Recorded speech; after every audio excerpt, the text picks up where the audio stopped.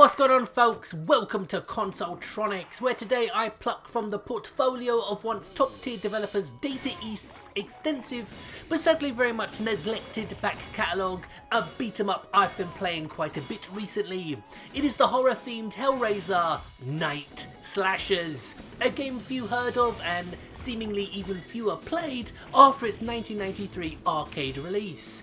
And as it was never ported to any home system, it would languish in near total obscurity like many of the B-movies that it took its inspiration from. Until that is, it was resurrected in 2018 with a Switch port that blew the cobwebs off and brought some much needed attention to this gem.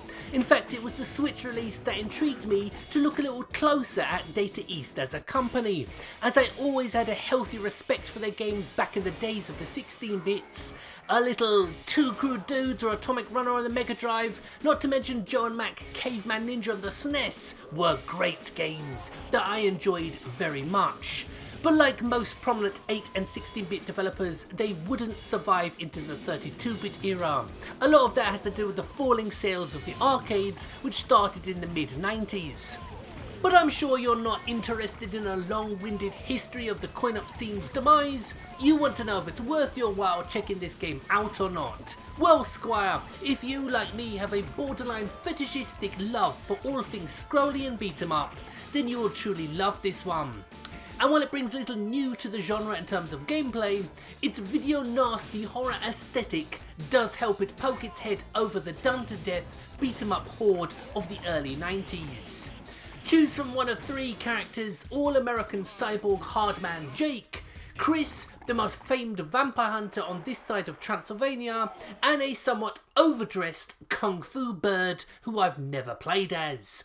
And once you've picked your chosen champion, it's time to set off and stomp out some zombie scum.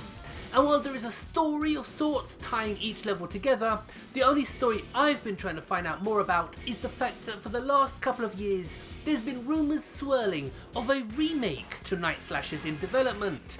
And while it's very much something I'd like to see, I can't help feeling that even amongst Data East's own library, there are more worthy titles deserving to rise from your grave.